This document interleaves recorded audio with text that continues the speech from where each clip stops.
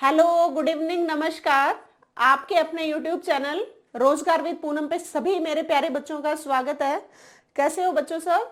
उम्मीद है अच्छे होंगे और अपनी पढ़ाई अच्छे से आप लोग कर रहे होंगे, क्योंकि अब आपके दिन नजदीक आते जा रहे हैं 7 और 8 फरवरी एचटेट के एग्जाम के लिए, ठीक है। और सभी को ये भी पता है आरआरबी की रेलवे रिक्रूटमेंट बोर्ड ने वैकेंसीज निकाल दी है कुछ टीचिंग की, उनमें भी हमारी पेडागोजी लगा लो या साइकोलॉजी लगा लो, ये भी आनी है, ठीक है। तो ये क्लासेस जो चल रही है हमारी साइकोलॉजी की, हमने बहुत सारा सिलेबस क्या सिलेबस तो हमने कंप्लीट कर लिया है।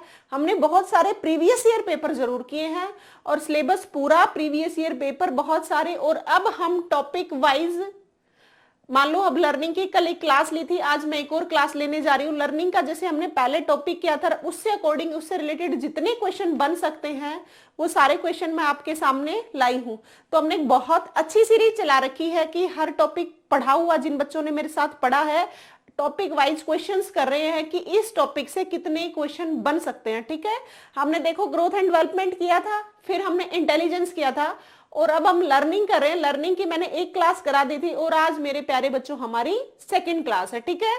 तो जो भी बच्चे टीचिंग के एग्जाम्स की तैयारी कर रहे हैं वो मेरे चैनल को सब्सक्राइब कर लेना, या फिर सीईटी की तैयारी कर रहे हैं सभी को चैनल सब्सक्राइब रखना है, बेल आइकन प्रेस करके रखनी है, ताकि डेली की क्लास आप लोगों के पास तक पहुंचती रहे, आपके पास इंफॉर्मेशन आती रहे। नहीं क्लासेस ज्यादा इकट्ठी हो जाएंगी फिर आप लोग कर नहीं पाओगे, ठीक है।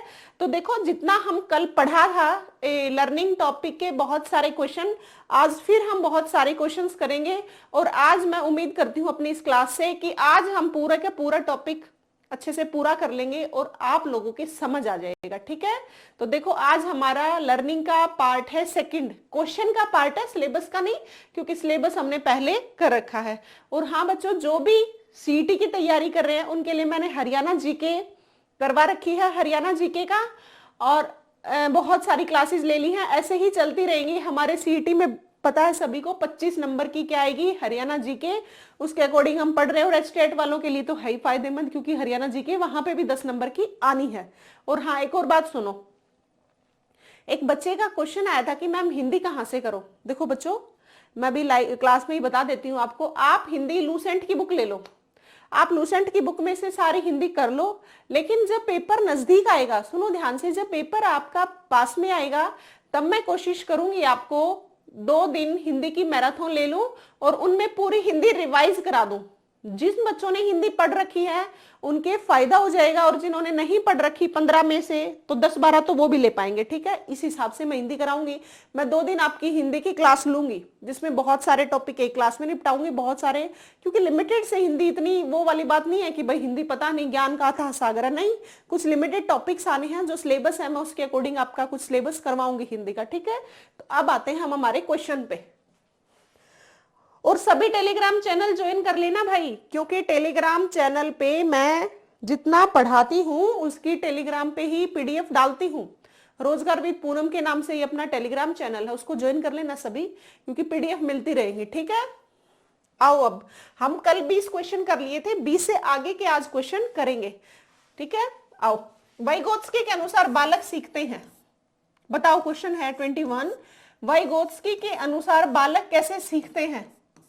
देखो वाइगोत्स्की के अनुसार बालक सीखते हैं, मैंने वाइगोत्स्की की पूरी थ्योरी कराई थी, मैंने आपको सोशल एंड कल्चर थ्योरी दी थी। किसने? वाइगोत्स्की ने। ध्यान से सुना, सामाजिक सांस्कृतिक का सिद्धांत किसने दिया था? वाइगोत्स्की ने दिया था, ये आपको याद रखना है। मैंने आपको जब वाइगोत्स्की की पूरी थ्योरी कराई थी तब मैंने आपको वहां पे जेडपीडी बताया था, MKO बताया था, मतलब जोन प्रॉक्सिमल डिस्टेंस, और मैंने बताया था MKO मोर नॉलेजेबल अदर, ये इस टाइप से उनको डिटेल में बताया था। जिस भी बच्चे को सोशल कल्चर थ्योरी नहीं आती है वो मेरे प्यारे बच्चों क्लास पीछे जो सिलेबस है उसको खोल के देखना और आपको पूरी समझ आ जाएगी। अब हम सिर्फ क्वेश्चंस कर रहे हैं, ठीक है। तो सभी को थ्योरी तो पढ़ के जानी ही जानी है।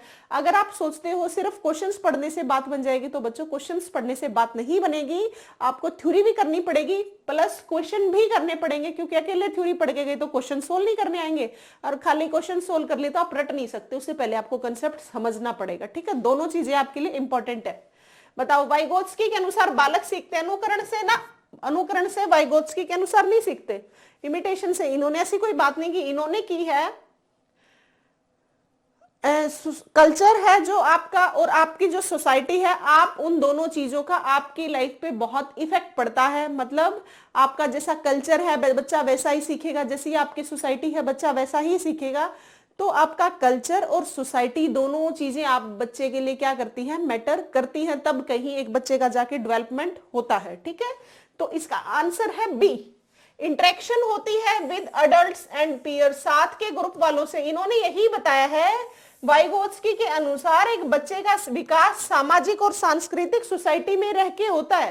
किनका मानना था, वाइगोत्स्की का। यहीं पे भी यही ये भी यहाँ पे भी यही लिखा है, वयस्क हो गए मतलब अडल्ट हो गए, साथ के पीयर ग्रुप्स हो गए, उनके साथ बच्चा परस्पर क्या करता है, इंटरेक्शन करता है, मतलब सोसाइटी में हो गया, क्योंकि बच्चे कहाँ मिलेंगे आपकी सोसाइटी में ही, तो वहां से इंटरेक्शन किया और बच्चा सीख जाता है।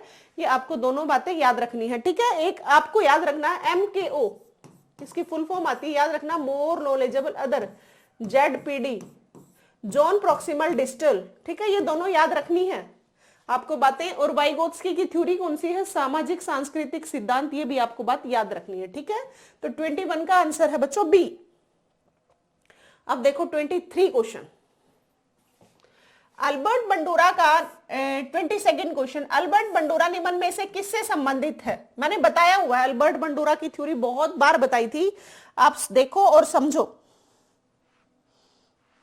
जैसे वाइगोत्स्की की थी सामाजिक सांस्कृतिक सिद्धांत, ऐसे बंडूरा ने दिया था सामाजिक अधिगम का सिद्धांत। क्या दिया था, सामाजिक अधिगम का सिद्धांत। अल्बर्ट बंडूरा इनका पूरा नाम है, अल्बर्ट, अच्छा लिखा हुआ है, हाँ अल्बर्ट बंडूरा।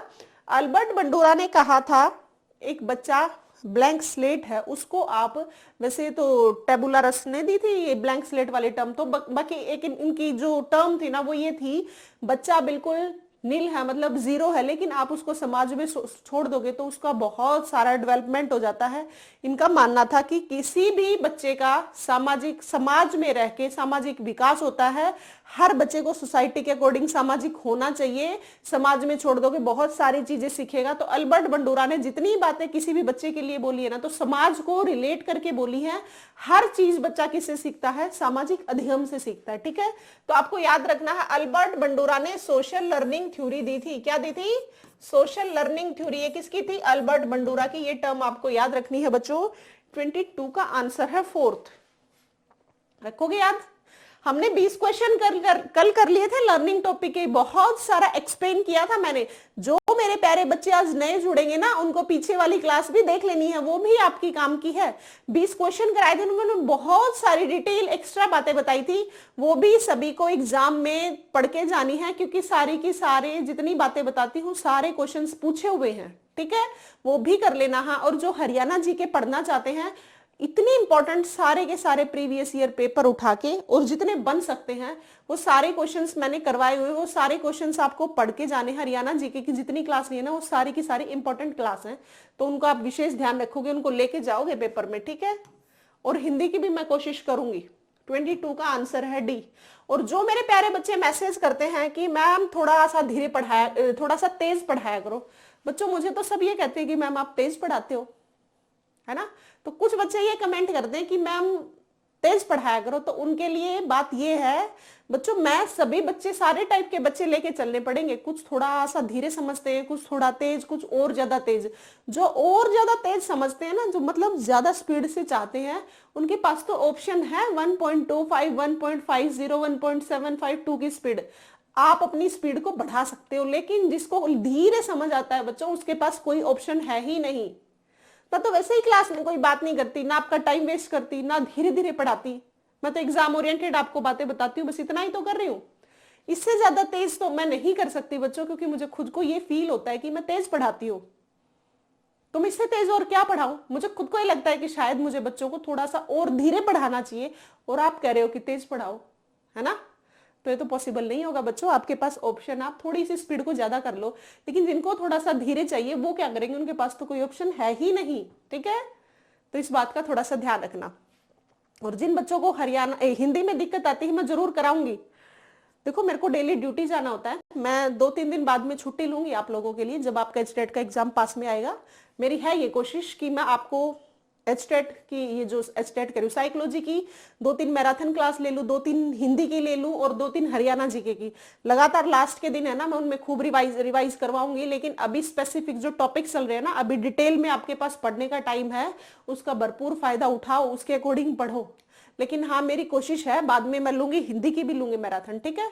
लेकिन अभी तो आराम से पढ़ते रहो आप, ठीक है। तो बच्चों ऐसा ना कहा करो कि मैम स्पीड से पढ़ाओ। बच्चों मैं तो पहले ही बहुत स्पीड से पढ़ाती हूँ।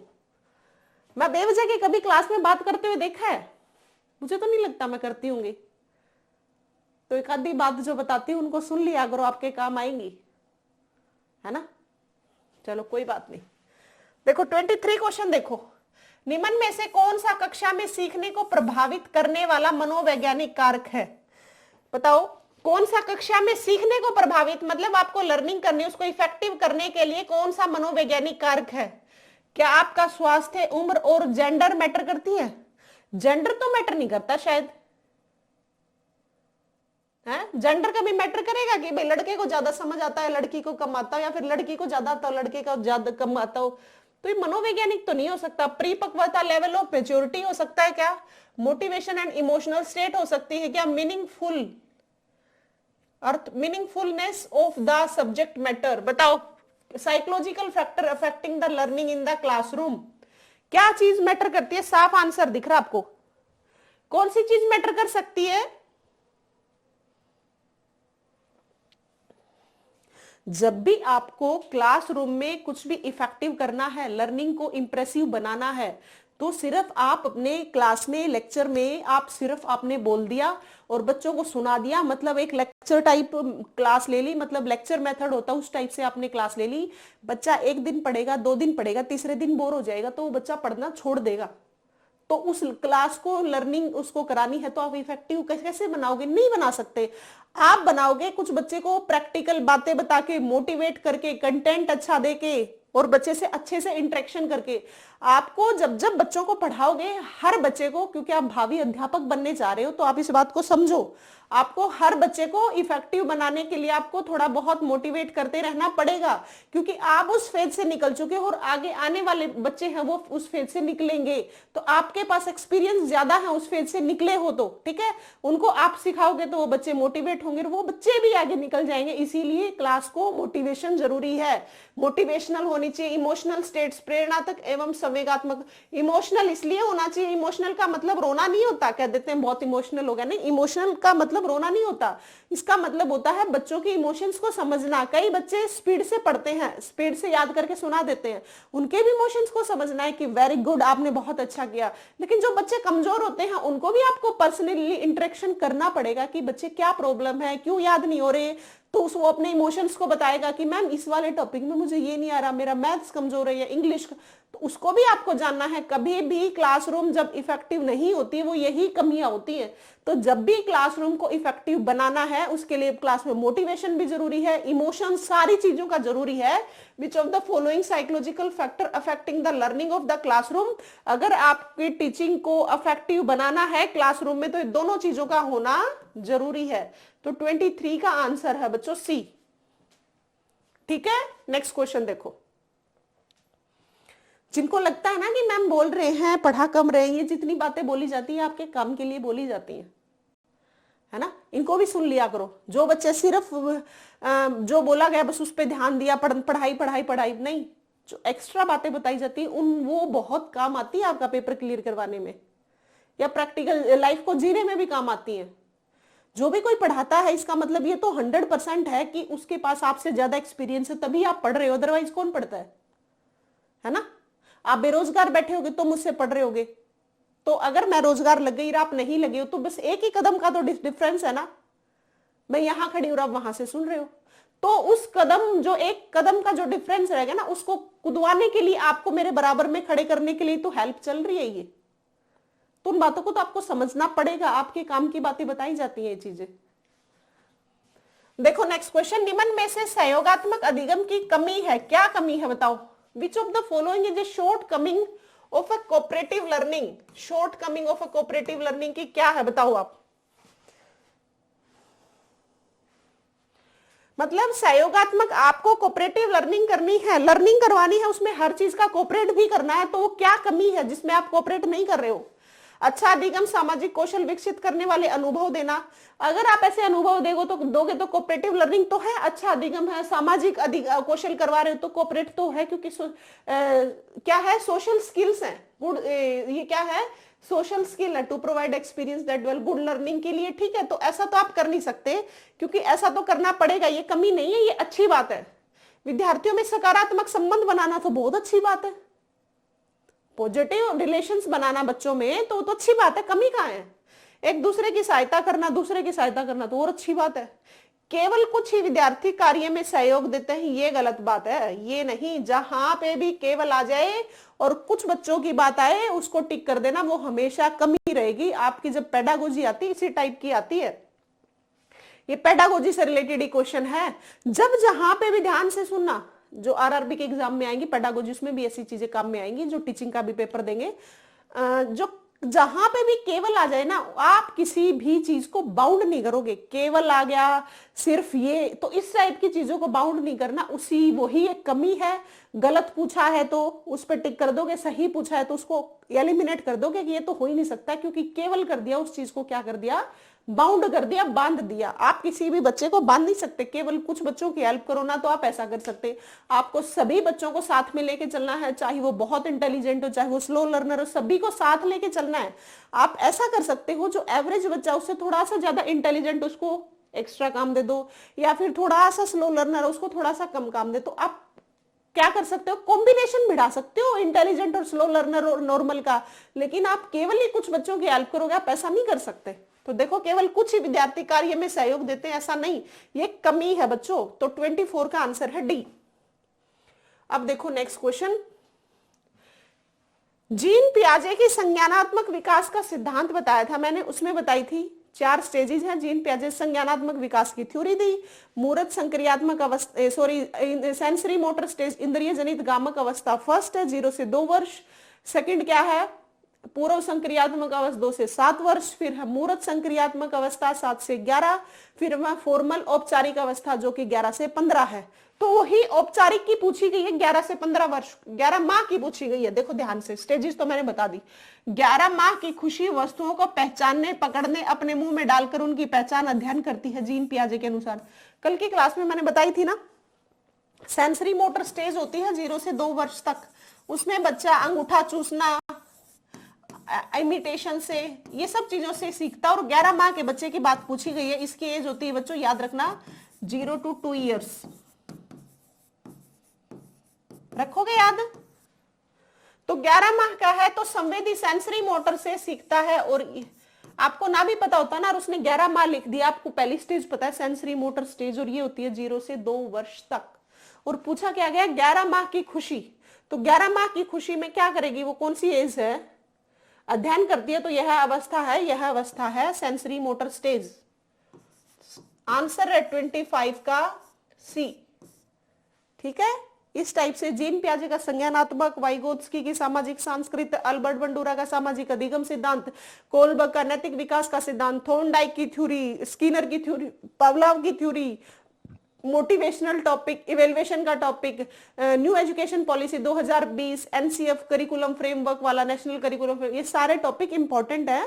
और ये सभी बच्चों को जो भी टीचिंग का एग्जाम देते हैं, चाहे कहीं का भी दे, उन सभी बच्चों को पढ़ने जरूरी हैं। जैसे इंटेलिजेंस, पर्सनैलिटी, सारे टॉपिक आपके एग्जाम में आते ही आते हैं।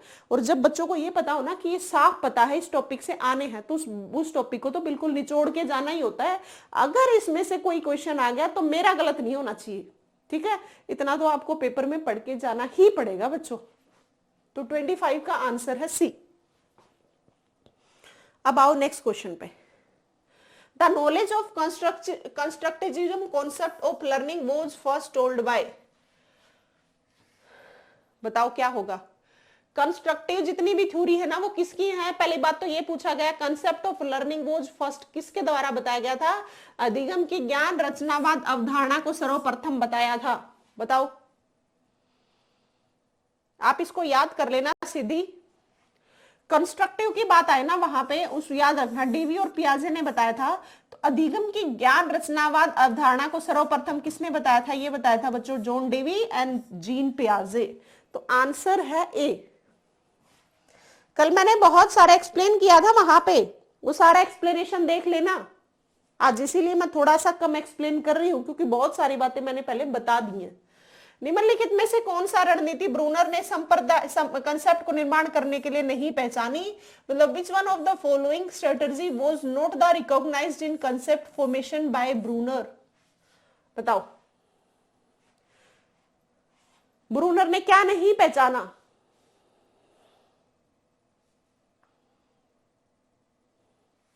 साइमल्टेनियसली किसी चीज को लगातार सीखते रहना। साइमल्टेनियसली मतलब चीजें सीखना, ये तो होता है। सक्सेसिव स्कैनिंग भी, जब सक्सेसिव स्कैनिंग तब होती है जब कंस्ट्रक्टिव धारा है, मतलब रचनात्मक क्रिएटिव टाइप का डाइवर्जेंट थिंकिंग है, तो आप सक्सेसिव स्कैनिंग की साइड तो जाओगे। कंजर्वेटिव भी होगी लेकिन परसेप्टिबिलिटी नहीं होगी।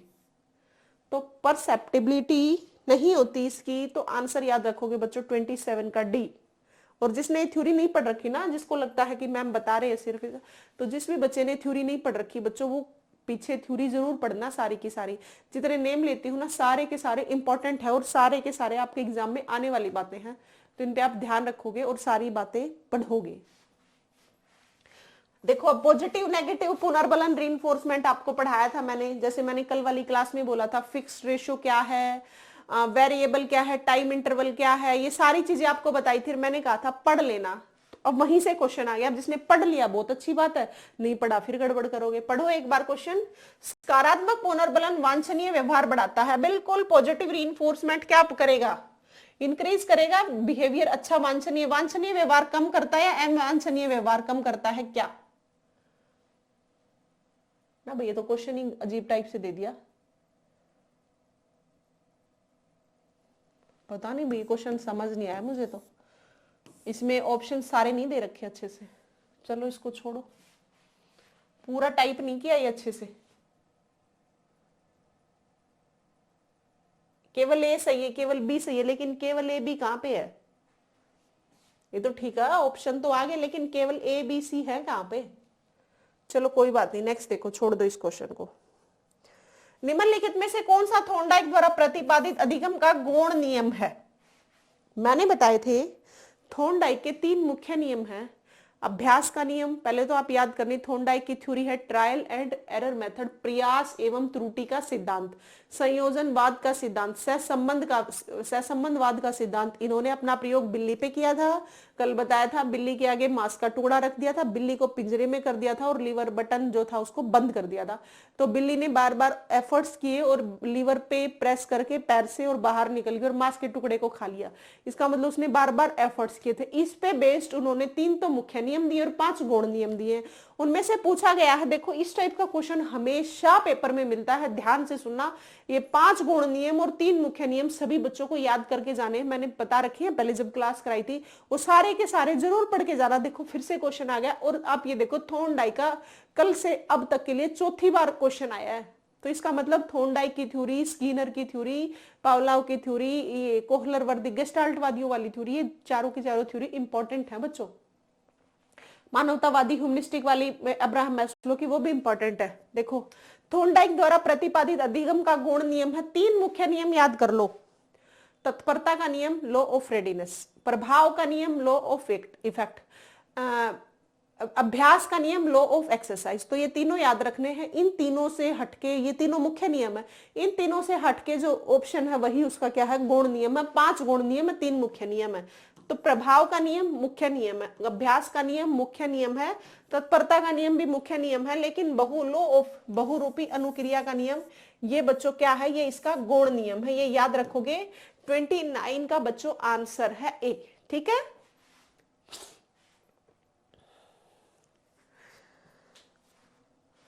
हाँ जो भी बच्चे, बात सुनो एक बार, काम की बात बता रही हूँ, आपके ध्यान से सुनना। जो भी बच्चे एचटेट की तैयारी कर रहे हो बच्चों, आपको जैसे एग्जाम्पल है पीजीटी की तैयारी कर रहे हो, ठीक है। तो पीजीटी का जो 60 नंबर का आएगा ना, जैसे साइकोलॉजी की डेली एक क्लास ले लो मेरे साथ में, एनएफ है, इससे ज्यादा नहीं पढ़ने की जरूरत। आपने जो पहले वाली क्लास ले रखी है, तो अगर जिसने पहले वाली क्लास ले रखी है सारी क्लास लेनी है, एक भी क्लास छोड़ के नहीं जाओगे, क्योंकि सारी की सारी एग्जाम ओरिएंटेड बातें हैं, ठीक है। तो इसके बाद आप क्या करोगे, इसके बाद डेली है ना 10-15 मिनट हिंदी को दिया करो, बस 10-15 मिनट दे दो। एक दिन संज्ञा का टॉपिक पढ़ दो, एक दिन सर्वनाम का, एक दिन अगर डेली 10-15 मिनट भी हिंदी को दे दी ना, तो आपके पास देख लो 7-8 फरवरी में कितना टाइम है, कितने दिन बचते हैं आपके पास, है इतने दिन कि आपके हिंदी के जितने टॉपिक्स हैं वो सारे के सारे कवर हो जाएंगे, ठीक है।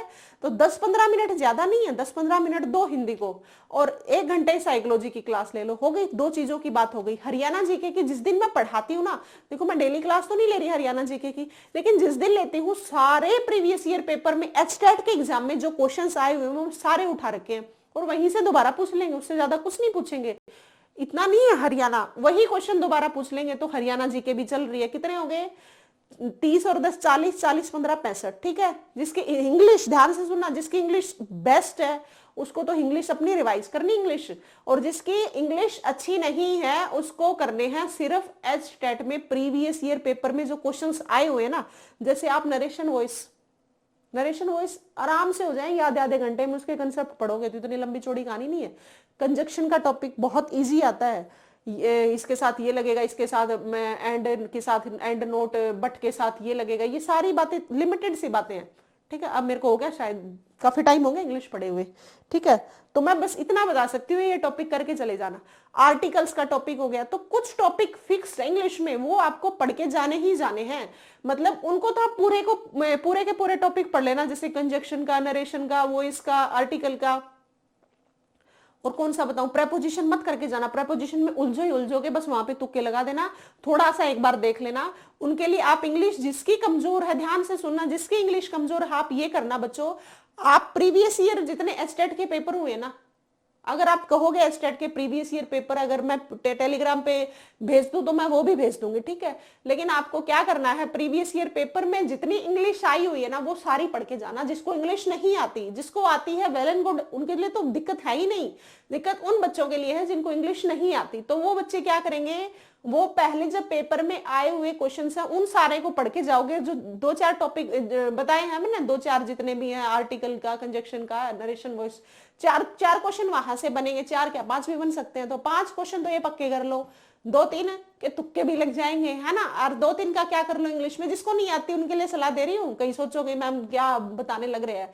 वो फिर क्या करना, वो फिर अपने एचटेट के प्रीवियस ईयर पेपर में जो इंग्लिश आई हुई है उसको पढ़ जाना, ठीक है। अब बचता है मेन बात आपके 60 नंबर की, और रीजनिंग तो आप 2 दिन में कर लोगे तो भी हो जाएगी। जनरल एप्टीट्यूड जिसका बढ़िया होगा उसको तो करने की जरूरत ही नहीं है, जिसको नहीं है वो 10 नंबर का अपना देख लेना भाई। बात आती है अब 60 नंबर की, 60-90 इनको साइड में करके 60 नंबर पे है ना, अगर ये 90 नंबर का कॉमन सेक्शन, इस पे 2-3 घंटे दे दो, बस 2-3 घंटे का मतलब 2-3 घंटे, उससे ज्यादा नहीं।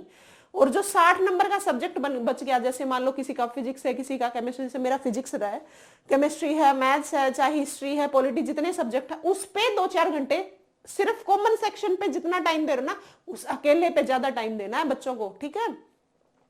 तो जो 60 नंबर का है बच्चों उस पे स्पेशल ध्यान रखना, क्योंकि वो जो 60 नंबर है ना वो बहुत मैटर करेंगे। जो बच्चे सोचते हैं कॉमन सेक्शन करके चले जाएं तो हमारा बात बन जाएगा, कैसे बन जाएगा, 90 तो पूरे ही लेने, आप 90 के 90 तो ले ही नहीं सकते, है ना। तो जो बच्चे 60 नंबर, 60 में से अगर बच्चों 20-25 लेके आते हो ना तो बात नहीं बनेगी। कोशिश करो 35-40 की कोशिश करो, 35-40 की कोशिश करोगे तो भी आप 30-32 तो लेके आओगे। और जनरल सेक्शन जिसका अच्छा स्कोर कर पाएगा वो 90 में से 70-75 तो एवरेज बच्चे की बात कर रही हूँ, वो भी ले पाएगा। और कितने 25 या 30 नंबर इसमें से ले लो, 105 बन गए ना। और लेने कितने, आपको तो 90 ही लेने हैं। कितने लेने, 90। और अदर कैटेगरीज है, जनरल की ये, अनरिजर्व की, यूआर की, और अदर कैटेगरी उनके लिए तो 82 है शायद, 82-83 जितने भी हैं, ठीक है। और जनरल के लिए 90 है, ठीक है। तो आपको क्या करना है, जो बताई उन बातों पे ध्यान रखना, साइकोलॉजी पे ज्यादा टाइम वेस्ट मत करना। डेली पिछली क्लासेज है उनको देखना, सारी की सारी मैंने स्टेट के लिए जितनी साइकोलॉजी की क्लास लेनी है वो देखनी है। हरियाणा जीके के लिए मत टाइम वेस्ट करना, जितना बता रही हूँ जितनी क्लासेस ले ली बस वो देख लेना, हो गई 40 नंबर ये हो गए। हिंदी का बताया मैंने, डेली 15 मिनट दे देना, इंग्लिश के बता दिया मैंने, रीजनिंग तो 2 दिन में कर ही लोगे। रही बात 60 नंबर की, जो जिनका स्पेशल सब्जेक्ट स्पेसिफिक है उस पे विशेष ध्यान देना है बच्चों को। आप उसमें अगर अच्छा स्कोर नहीं करके आओगे तो बच्चों गड़बड़ रहेगी। और जिसका ऐसा भी मत करना कि सिर्फ सब्जेक्ट स्पेसिफिक पे ध्यान दो, नहीं, आपको 90 पे भी ध्यान देना। बस इतना कह रही हूं कि जो ये 90 है इस पे थोड़ा सा कम ध्यान दे लेना, उस पे उतना ही ध्यान दे लेना जितना 90 नंबर पे ध्यान दोगे। अच्छे से आराम से एचटेट क्लियर हो जाएगा। ठीक है, तो ये बातें आपके लिए कुछ इंपॉर्टेंट थी, याद रखनी है सभी बच्चों को। इस पैटर्न से पढ़ते रहना। और जो प्रैक्टिस पेपर कराती हूँ ना, पहले प्रीवियस ईयर पेपर कराए वो जरूर करके जाना भाई, वो बहुत इंपॉर्टेंट मैटर करते हैं आपके लिए। और अब हम जितनी साइकोलॉजी पढ़ रहे हैं ना, उसकी लास्ट के दिनों में 1-2 दिन मैराथन लूंगी खूब। मैराथन का मतलब ये नहीं होता कि मुझे चाहिए सब्सक्राइबर या फिर ऐसा नहीं, उसका मतलब है जितना आपने कर लिया आपकी रिवीजन हो जाएगी। ठीक है, तो इस बात का आपको ध्यान रखना है। अब बताओ हम क्वेश्चन पे आगे, 30th पे पढ़ो इसको। वो पैटर्न फॉलो कर लेना भाई। मैंने फर्स्ट टाइम में क्रैक करने का मेरा यही पैटर्न था। मैंने दोनों को जो 90 सेक्शन था उसको अलग और उतने में ही 60 पे तब ध्यान दिया था, तब जाके मेरा आराम से हो गया था। मेरे तीनों ही लेवल के क्लियर थे, पीजीटी और टीजीटी मैथ और टीजीटी साइंस। ठीक है, तो इन बातों पे आपको ध्यान रखना है, ये बातों पे। ठीक है, अब बताओ आप 30th क्वेश्चन क्या है। एचटेट लंबी चौड़ी कहानी नहीं है, ना ही सीईटी लंबी चौड़ी कहानी है। सीईटी भी आपकी लंबी चौड़ी कहानी नहीं है। कहीं आप सोचते हो सीईटी में भी ज्यादा ऐसा कुछ की पता ही नहीं क्या आएगा, ना। आराम से तसल्ली से पढ़ा करो। जो भी बच्चे पढ़ते हैं उनके लिए ना कभी एज मैटर करती, ना घर की कंडीशंस मैटर करती, बस पढ़ते रहा करो। अगर कुछ सजेशन चाहिए तो कमेंट सेक्शन में डाल दिया करो, बिल्कुल बता दूंगी। मुझसे हेल्प ले लो, लेकिन किसी अपने ही रिलेटिव्स के आगे मत रोना, कभी भी मत रोना। वो सिर्फ और सिर्फ आपका मजाक बनाएंगे, इससे ज्यादा कुछ भी नहीं करेंगे। और मैं तो आपको जानती ही नहीं हूँ, तो मैं कहाँ से मजाक बनाने आऊंगी आपका। और टीचर्स तो वैसे भी कभी स्टूडेंट्स का मजाक नहीं बनाते। टीचर्स हमेशा बने ही इसलिए हैं आप अपने बच्चों की हेल्प कर पाओ। ठीक है, करो अब 30th क्वेश्चन बताओ बच्चों। पूछा है स्किनर के ऑपरेंट कंडीशनिंग थ्योरी, ये याद रखनी है, स्किनर के ऑपरेंट कंडीशनिंग थ्योरी है। ऑपरेंट कंडीशनिंग थ्योरी के अनुसार कौन सा सही नहीं है। ऑपरेंट कंडीशनिंग में क्या बताया गया है, आरएस थ्योरी है, रिस्पॉन्स स्टिमुलस थ्योरी। आप कुछ रिस्पॉन्स करोगे तो आपको स्टिमुलस मिलेगा। मतलब आपने एस्टेट क्लियर किया तो आपके फादर ये बाइक दिलाएंगे, ये है आरएस थ्योरी। और एसआर थ्योरी है कि ले बेटा बाइक दिला देता हूं, एस्टेट क्लियर बाद में कर लेना। तो बाइक स्टिमुलस वो वहां पे दे दी और रिस्पॉन्स क्या कर रहा है, वो बाद में कर रहा है, एस्टेट का पेपर बाद में क्लियर कर रहा है। तो डिफरेंस है। ठीक है, विद्यार्थियों को उनकी गति से सीखने पर बल देता है, बिल्कुल देता है। सीखने पर बल इसलिए देता है, एक पेरेंट्स ने कहा पहले एस्टेट क्लियर कर फिर बाइक दिलाऊंगा, तो उसने सीखने पे अपने आप बल दे दिया, वो पढ़ा तो उसको बाइक मिल जाएगी। रिस्पॉन्स पहले देना, ये क्या पढ़ाया जाना इसकी स्पष्टता पर बल देता है, बिल्कुल देता है बच्चों। आप एस्टेट कैसे क्लियर करोगे तब जाके आपको बाइक मिलेगी, इस बात पर डिपेंड करती है ये बात। इसका मत है कि आधारभूत बातों को आरंभ में ही सिखाया जाना चाहिए, बिल्कुल इसका ये मतलब नहीं होता अंतर्दृष्टि अधिगम हेतु जो छोड़ देना चाहिए ना। आप बच्चों को छोड़ नहीं सकते, आप बच्चों को सिखाना पड़ेगा। आप किसी भी चीज के लिए बच्चों पे डिपेंड नहीं हो। अंतर्दृष्टि का मतलब होता है बच्चे इस बात पे छोड़ दो कि बच्चा खुद का दिमाग लगाएगा और चीज का सोल्यूशन निकाल देगा। नहीं बच्चों, ऐसा नहीं होता। जरूरी थोड़े हर बच्चा सोल्यूशन बता पाएगा, नहीं। एक टीचर की हेल्प करना उसका कर्तव्य है, आप उसको किसी भी काम के लिए छोड़ नहीं सकते। तो 30th का आंसर है डी। मैंने जो पैटर्न बताया है इसको फॉलो कर लेना, सारे बच्चे आराम से निकाला होगा एस्टेट का पेपर। और आके फिर जरूर बता देना कितनी हेल्प की मैंने। Match of the principle of the following with their exponents. देखो वर्बल कंडीशनिंग किसकी है, reinforcement, trial and error, classical conditioning. बताओ आप मिलान कीजिए, कैसे मिलान करोगे बताओ। क्लासिकल कंडीशनिंग थ्योरी किसकी है, सभी को पता है, पावलोव की है। 4th का है बी आंसर, बस मुझे यहां से अभी ये पता चला। प्रयास एवं त्रुटि का सिद्धांत अभी बताया था, थॉर्नडाइक का है, ये यहां से पता चल गया। ठीक है, और प्रबलन का सिद्धांत रीइंफोर्समेंट की थ्योरी कल बताई थी, क्लार्क हल ने दी। तो क्रिया प्रसूत का अनुबंधन किसने दिया, बीएफ स्किनर ने। ऑपरेंट कंडीशनिंग थ्योरी या वर्बल कंडीशनिंग। तो ये देखो ए का आंसर है वर्बल कंडीशनिंग थ्योरी। यहां से ये बातें भी याद हो जाएंगी आपकी। वर्बल कंडीशनिंग थ्योरी किसने दी, स्किनर ने। और क्या है ये, रीइंफोर्समेंट प्रिंसिपल किसने दिया, क्लार्क हल ने दिया। ट्रायल एंड एरर मेथड किसने दिया, थ्योरी किसने दी, थॉर्नडाइक ने दी। क्लासिकल कंडीशनिंग थ्योरी किसने दी, पावलोव ने दी। अब इसको टिक करो, क्लासिकल कंडीशनिंग है पावलोव, मतलब 4th का आंसर है बी। ये रहा फोर्थ का आंसर है बी, यहीं से आंसर निकल आएगा। देखो वर्बल कंडीशनिंग स्किनर, फर्स्ट का 3 ये रहा। फिर है प्रबलन सिद्धांत, 2 का 1 क्लार्क हल की है, बिल्कुल है। प्रयास एवं त्रुटि का सिद्धांत है थॉर्नडाइक का, ये रहा। तो आंसर है बच्चों बी। आप यहां से ध्यान से सुनना, 4 बातें निकल के आ रही हैं। वर्बल कंडीशनिंग थ्योरी दी है बच्चों स्किनर ने, ऑपरेंट कंडीशनिंग थ्योरी आ जाए या वर्बल कंडीशनिंग थ्योरी आ जाए, आप याद रखोगे कि इन्होंने दी है, ये दी है बीएफ स्किनर ने। फिर आपको याद रखना है रीइंफोर्समेंट थ्योरी किसने दी है बच्चों, रीइंफोर्समेंट थ्योरी दी है किसने, क्लार्क हल ने। ठीक है, क्या है ये, नहीं क्लार्क हल है ये, क्लार्क हल, ठीक है, HULL के क्लार्क हल ने दी है। ट्रायल एंड एरर मेथड दिया थॉर्नडाइक ने, क्लासिकल कंडीशनिंग दी है पावलोव ने। ये बातें याद रखोगे, ठीक है। यहां से 4 थ्योरी आपको याद हो गई होंगी, उम्मीद है। तो 31 का आंसर है बच्चों बी। अब आते हैं 32 क्वेश्चन पे। देखो इस टाइप से सारी थ्योरी आपको याद हो जाएंगी आज। सोशल कल्चर थ्योरी अभी बताई थी मैंने, सोशल कल्चर थ्योरी है वाइगोत्स्की की। सबसे पहला क्वेश्चन हमारा यही था। मोरल डेवलपमेंट का किसकी है बताओ, साइकोसेक्सुअल किसकी है, psychosexual theory, psycho analytical theory है बच्चों सिगमंड फ्रॉइड की। ठीक है, कोग्निटिव डेवलपमेंट है जीन पियाजे का। बच क्या गया, टाइप ऑफ मोरल डेवलपमेंट नैतिक विकास का सिद्धांत है कोलबर्ग का। अब 4 बातें सुनो।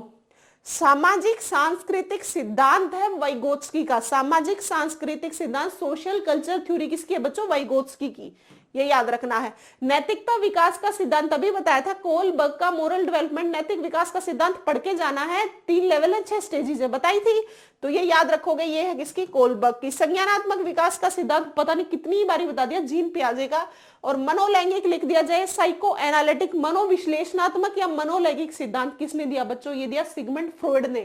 तो ये बातें आपको याद रखनी है। अब देखो सामाजिक सांस्कृतिक सिद्धांत ए का है वाइगोत्स्की, ए का आंसर नहीं, सामाजिक सांस्कृतिक, हाँ ए का आंसर है 2, गलत लिख रखा है। तो मनोलैंगिक विकास का सिद्धांत है फ्राइड का, 4th का आंसर है 3।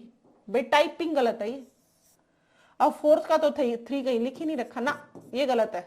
आप देखना मैं मिलान कर देती हूं, ध्यान से सुनना। सामाजिक सांस्कृतिक सिद्धांत है आपका वाइगोत्स्की का, नैतिक विकास का सिद्धांत है कोलबर्ग का, संज्ञानात्मक विकास का सिद्धांत है जीन पियाजे का, मनोलैंगिक विकास का सिद्धांत है फ्रॉइड का। ऐसे है, ये याद रखना, ठीक है। ये टाइप गलत कर रखा ऑप्शंस में, ये जो है ABCD, तो इस टाइप से याद रखनी है। चारों की चारों थ्योरी याद हो गई होंगी। ये क्वेश्चंस करने का टॉपिक वाइज यही फायदा है, सारी की सारी जो थ्योरीज बनती हैं वो सारी आपको याद होती चलेंगी, यही एक फायदा है। देखो विच of the following involved in the learning process, कौन सा ऐसा फैक्टर है जो लर्निंग में क्या करता है, शामिल होता है, कौन सा अधिगम प्रक्रिया में सम्मिलित है। क्या साइकोलॉजी ऑफ लर्निंग है, बताओ।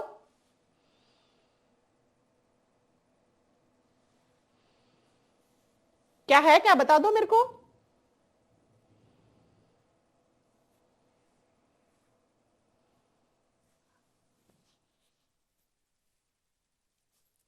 है और क्या अधिगम को प्रभावित करती है, अधिगम प्रक्रिया में सम्मिलित है, इन्वॉल्व लर्निंग प्रोसेस में फैक्टर अफेक्टिंग लर्निंग प्रभावित करते हैं, साइको सोशल भी, मोटिवेशन भी।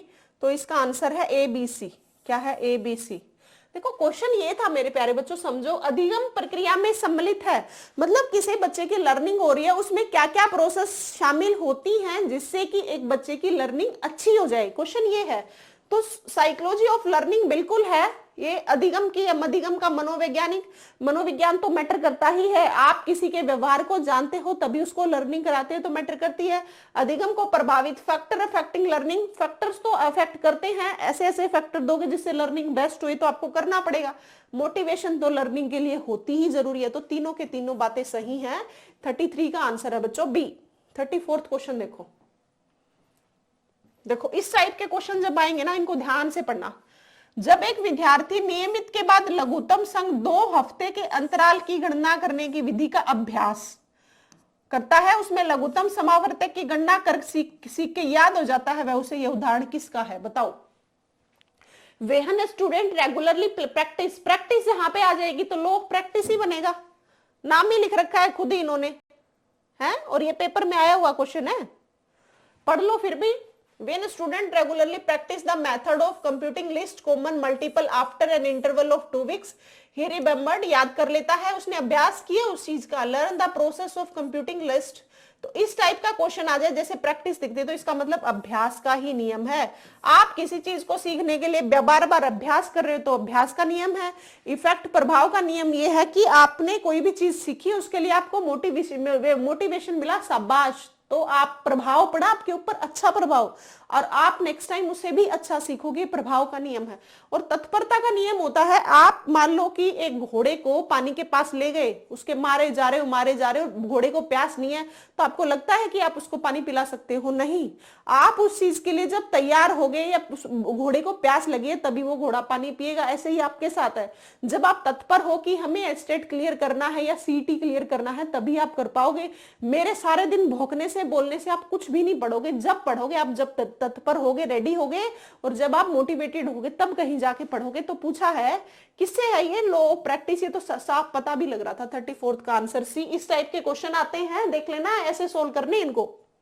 35 क्वेश्चन देखो, कौन सा टोलमैन द्वारा प्रदत्त चिन्ह सिद्धांत साइड लर्निंग का संप्रत्य नहीं है? टोलमैन का पूछा गया है, बताओ।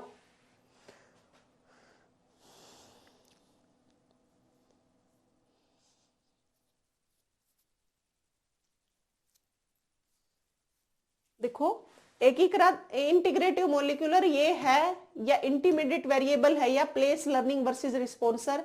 बाकी मैंने टॉपिक कराया नहीं, आपको कराऊंगी मैं। शाब्दिक बनाम अशाब्दिक नहीं है ये वाला नहीं है। किसका नहीं है? टोलमैन का नहीं है। एक बार तो इसको याद रख लेना, लेकिन मैं टॉपिक आपको कराऊंगी। एक ये टॉपिक रहता है, एक जीन पियाजे का नैतिक विकास का सिद्धांत रहता है। दोनों टॉपिक आपको कराऊंगी बच्चों में, तब आपको अच्छे से समझ आएगा। अब देखो नेक्स्ट क्वेश्चन, बंडूरा के अवलोकन अधिगम सिद्धांत के अनुसार बाह्य प्रेरक और प्रतिनियुक्त प्रेरक निम्नलिखित में से कौन सी प्रक्रिया से संबंधित है? बताओ। According to observation learning theory of Bandura, exchanging motivation and deputational motivation are related of which of the following process? क्या मैटर करती है बताओ आप। हर जगह पे जब भी मैटर की बात है ना, बाह्य प्रेरक, अभिप्रेरणा बाह्य अभिप्रेरक है। आपको कुछ पुरस्कार दे दिया तो बाहरी मोटिवेशन है, बाह्य अभिप्रेरक। ठीक है, मोटिवेशन एक बाह्य अभिप्रेरक है। मोटिवेशनल चीजें, ये चीजें नहीं है, ये तो उसकी आ गई गिलफोर्ड की थ्योरी की। तो इसका आंसर है 36 का डी। नेक्स्ट क्वेश्चन है, निम्नलिखित में से कौन सा अधिगम के धनात्मक स्थानांतरण पॉजिटिव ट्रांसफर में मदद नहीं करता? देखो समझो, पॉजिटिव ट्रांसफर क्या है, नेगेटिव क्या है, जीरो ट्रांसफर क्या है। पॉजिटिव ट्रांसफर ये है, एक बच्चे ने, मतलब जो चीज आपने सीखी वो आप जब आगे काम कर रहे हो तो वो उसमें हेल्प कर रही है। कैसे? जैसे एक बच्चे ने गिनती सीख ली, काउंटिंग सीख ली, तो काउंटिंग सीखने के बाद जब उस बच्चे ने टेबल की तो वो जो काउंटिंग सीखी थी उससे उसको हेल्प मिली है। इसका मतलब उसका पॉजिटिव ट्रांसफर हुआ है। ये एग्जाम्पल पॉजिटिव का हो गया। फिर आता है नेगेटिव ट्रांसफर का, मतलब उसमें हेल्प की, और इसमें क्या हुआ, हेल्प नहीं करता। नेगेटिव ट्रांसफर में हेल्प नहीं होती, मतलब कुछ गलती है, नेगेटिव का नाम ही यहाँ पे। जैसे एक बच्चे को हिंदी आती है, समझो एक बच्चे को हिंदी आती है या इंग्लिश आती है, कुछ भी लगा लो, और आप उसको अदर सब्जेक्ट दे दिया। मान लो कि एक बच्चे को हिंदी आती है और उसको पंजाबी दे रहे हो, तो वो हिंदी पढ़ी हुई क्या पंजाबी में काम आ रही है? नहीं आ रही। उसको डिफिकल्टी पैदा हो रही है कि उसको हिंदी आती थी, पंजाबी सीखनी पड़ रही है। तो डिफिकल्टी जहां पे आती होती है नेगेटिव ट्रांसफर। और जीरो ट्रांसफर क्या होता है?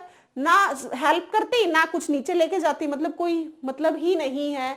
जैसे मैं एक टीचर हूं और मैं टीचर होने के नाते अब मैं क्या करने लग जाऊं, कुछ ऐसा काम करने लग जाऊं, कोई मैकेनिक का काम करने लग जाऊं, तो क्या मेरा पढ़ाया हुआ मैकेनिक करने में कुछ हेल्प आ रहा है? कुछ बढ़ोतरी हो रही है? कुछ भी नहीं हो रही। तो ये होता है जीरो ट्रांसफर। ठीक है, तीनों बातें याद रखनी है। अब क्वेश्चन पढ़ो, कौन सा अधिगम धनात्मक स्थानांतरण पॉजिटिव ट्रांसफर में मदद नहीं करता? साफ पता लग रहा है वैसे, देखना एक बार इसको समझना।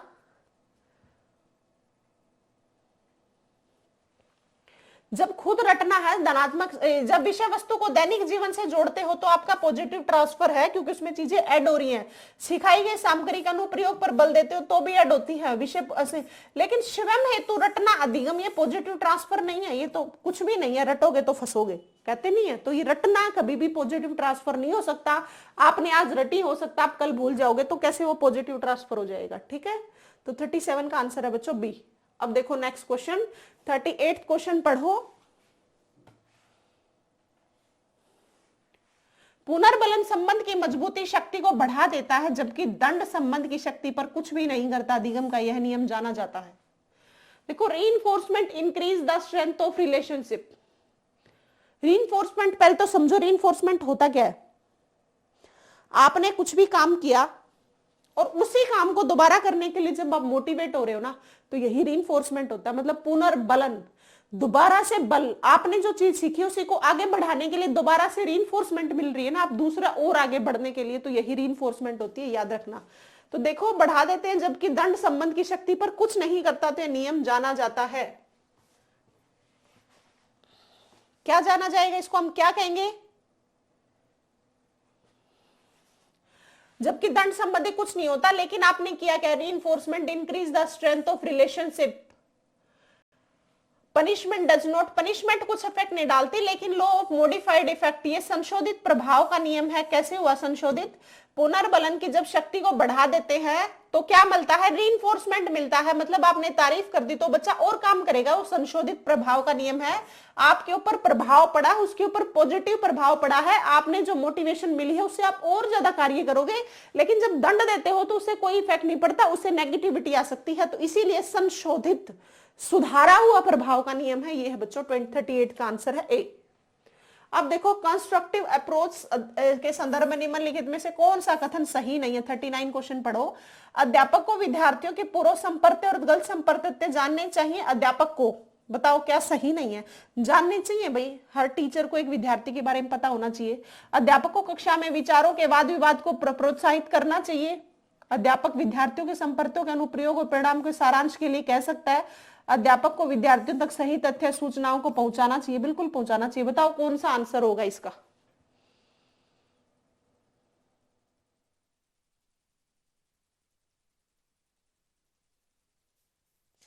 निर्मितवाद, कंस्ट्रक्टिव अप्रोच वो होती है बच्चों जिससे आपको बताने से बच्चा बहुत सारे डायरेक्शन में सीखे और बहुत सारे अलग अलग एक्सपेरिमेंट करे।